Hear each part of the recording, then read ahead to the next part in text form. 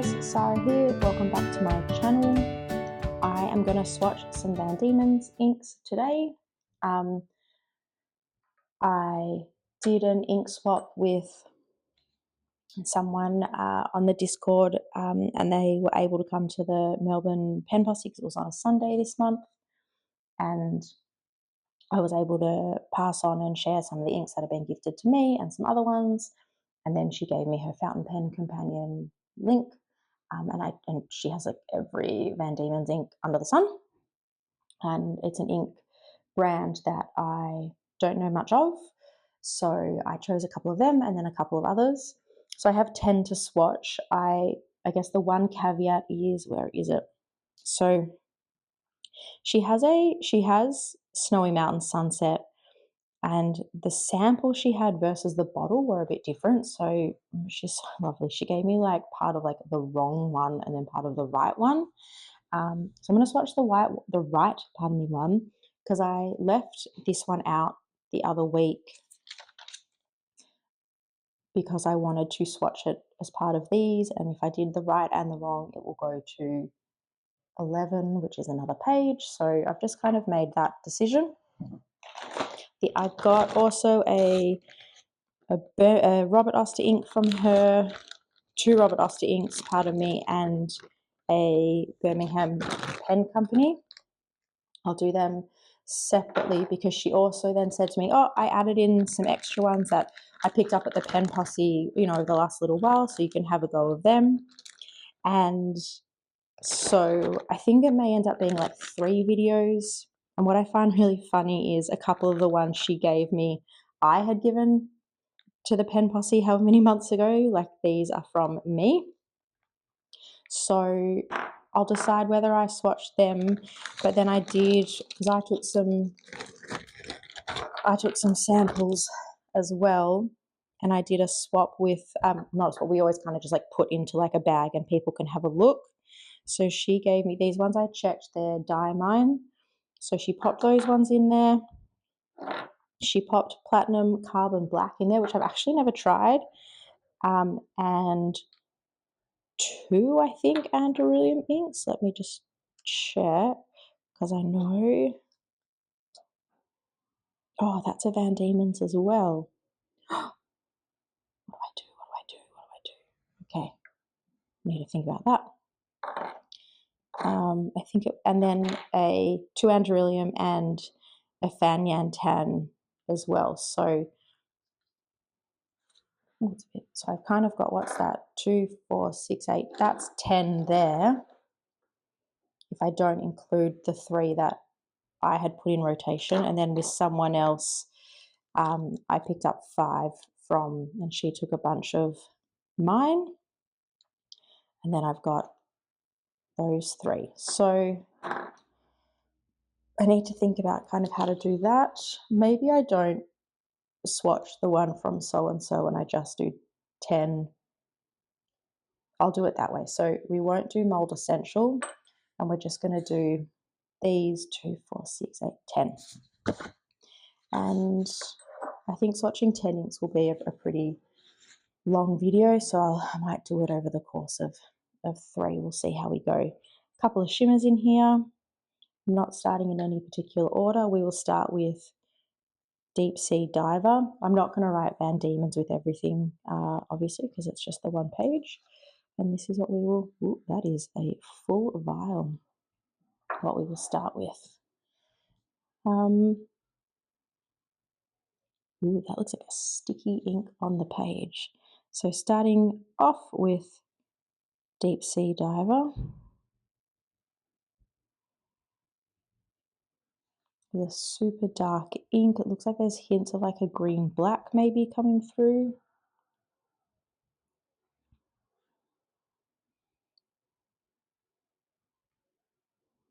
That is a weird looking D, isn't it? I've kind of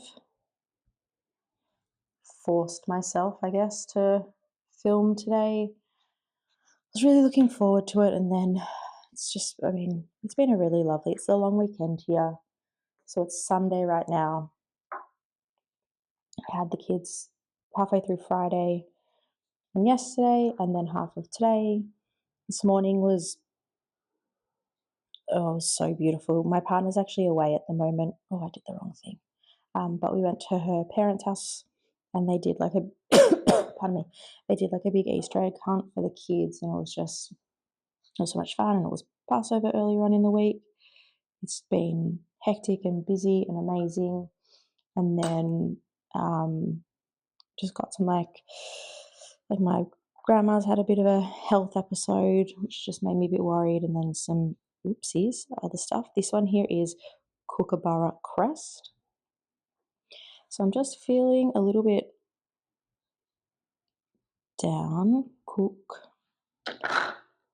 Can't talk and write at the same time. Is it like blasphemous that I'm from Australia and I don't know how to spell Kookaburra off the top of my head? Kookaburra. Is that what a kookaburra's crest looks like? The crest is like the chest, isn't it? It's a really nice, like dark blue grey. It felt really nice on the nib. I almost want to Google a kookaburra's crest. And I don't know, been like tossing up whether I want to talk about,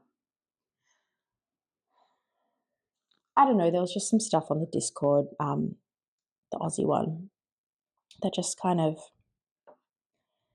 just threw me a little bit. And I don't know, I feel complicated about it, and it got me quite down, and it's made me go, do I just disengage from all of this? Like, I didn't engage in the conversation at all. I just happened to read it, and it was some comments. This is Sweet Fig. Oh, did I just rip the paper? Oh, that is a beautiful ink. I think that's so beautiful. Of like a political kind of nature. And I love how inclusive and welcoming and everything else this community is. I consider myself a very liberal person, not liberal in terms of the political party in Australia, but in general, and, feel like I'm pretty open and believe in just human rights, really. And yeah, there was just some comments about we're in a phase or stage of the world at the moment where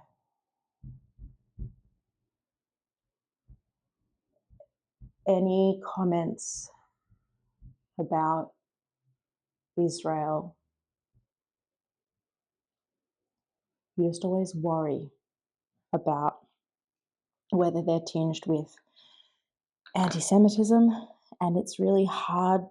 Like, I don't know, I don't want to go into it anymore, but it was my just first experience, I guess, of going, oh, there might be people in this group who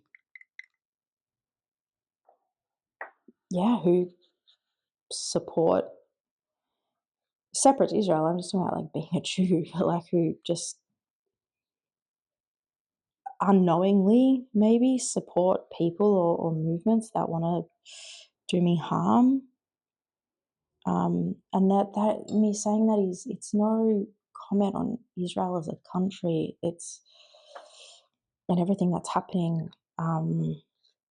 This is obviously why I feel so complicated speaking about it. It was just my first time in this community of feeling othered, quote unquote, and like a bit worried. This is Snowy Mountain Sunset, and the way I have dealt with, like, I can't tell you how many people on my personal Instagram, even on my pen one, I've unfriended because just of the blatant anti-Semitism, and I'm like, yep, don't need that, don't need that. And I think, I've said on multiple occasions what I've loved about this community is the inclusivity, and that absolutely does involve like standing up for people and standing up when you see things and all of that. And I guess just observing a comment or a conversation, I could just feel the anxiety. And then because my go-to has been, delete, block, ignore, retreat, I was like, oh, do I just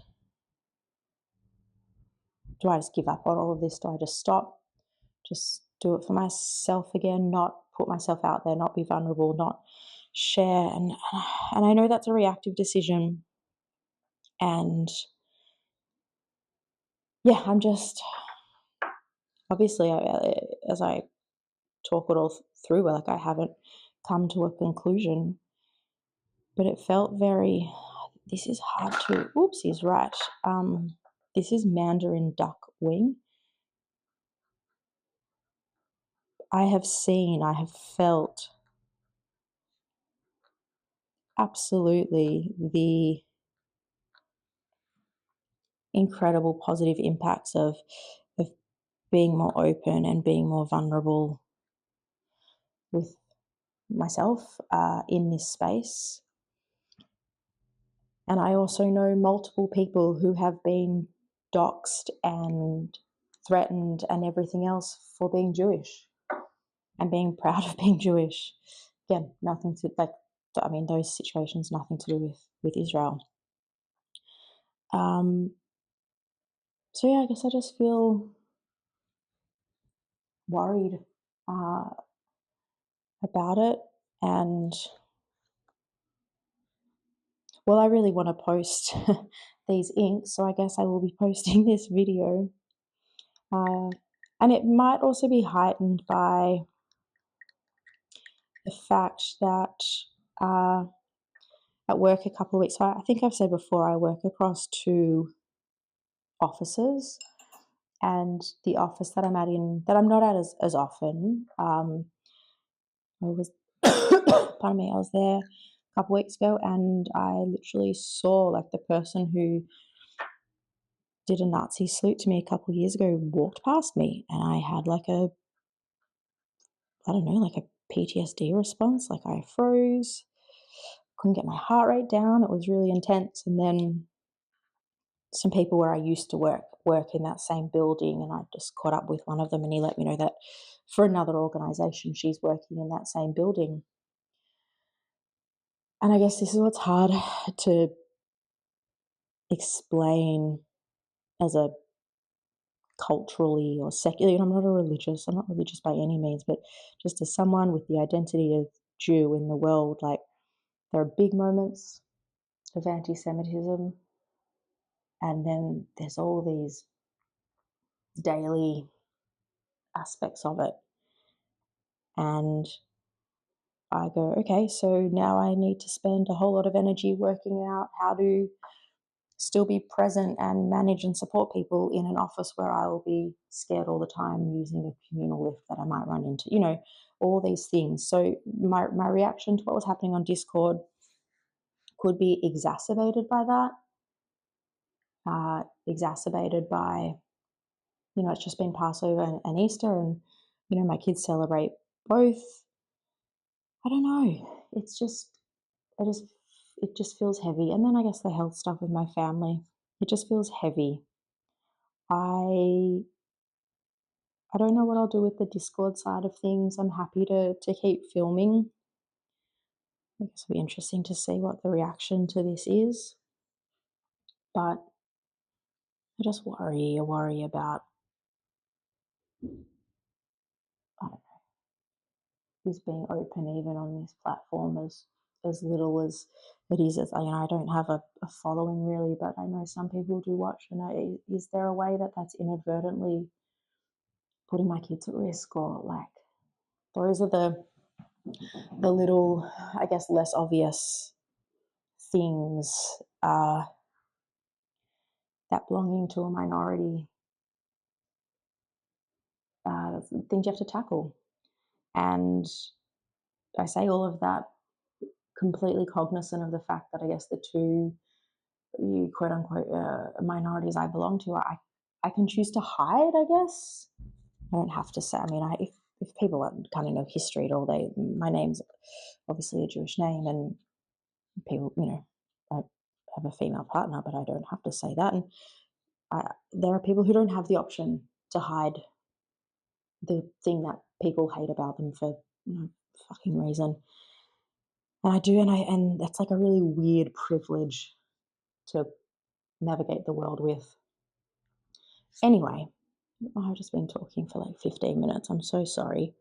I just want to say these are the first Van Dieman's shimmer inks that I've swatched, and like this one here, that is just all shimmer. I really love the dark bits coming through. It feels like a really, really fine shimmer, like super, what's it called? It's mica powder, I think, isn't it? Super fine. I actually would love to see what that ink looks like let it settle and not get any shimmer on it, because that little like bordering is really interesting. I just can't really see any of the ink underneath. A little bit of a different story here with parrotfish. You can see the dark blue, I want to say blurple shimmer that's kind of pulled with a really bright color underneath. I really like the look of Mandarin Duckwing. I've been liking dark reds lately, and Sweet Fig as well, but I actually think I almost prefer this so far, almost halfway in. And I definitely want to go and Google a kookaburra. Anywho, my understanding for some of them, they'll be like Mandarin Duckwing, Ducktail, or kookaburra. Like they have like different ones for the different animals. But next up, we're going to do Shrunken Treasure, which is also a shimmer. I don't know if I realized how many shimmers I was choosing for someone who doesn't usually like them, but I think I really chose these just based on how the base color looked. This is looking like it's quite a pungent, saturated purple. Ooh, and my squiggles have very much gone rogue today. I'm doing 3, doing 4. Anywho, Shrunken.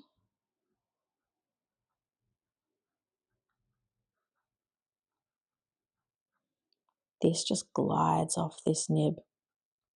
I'm going to run out. I feel like this is going to be quite a wet ink. God, you really can't see much shimmer. I definitely agitated the vial. I'm just trying to see. It looks like it's a gold, almost like a rose gold shimmer in there. And it could just be there isn't a lot in this sample, because even with that vial sitting, there's not tons there. Which I don't mind, to be honest. I kind of like the idea of, compared to this, something just with hints. You can see little bits starting to show up there. And look at the cooler aspects of the purple, that as it dries, it's shifting to like a cooler color. That's quite cool. Cool. How many times can I say cool in a sentence? A bazillion. Next up, I'm going to do Kitten Paws. I'm not sure if there was just something left over in the vial. Can you see a little bit of red there? So I don't know if that's like a bit of pigment or if it was supposed to be part of this. There's no shimmer in this. And if I shake it up, it doesn't dislodge. So I'm not sure what's going on there. The reality is I chose this ink because I thought both my daughter and my partner would love the name. So I guess it's like a version of judging a book by its cover, or choosing a book by its cover, but for good reason. It also just looks like a really beautiful color. Probably falls in that category of, is it going to be dark enough to write with? Just judging from that writing sample, hopefully in a medium pen, maybe not an extra fine, definitely not a dry pen, but a really cool kind of breakaway like that peach and brown. Love to see what that looks like when it dries.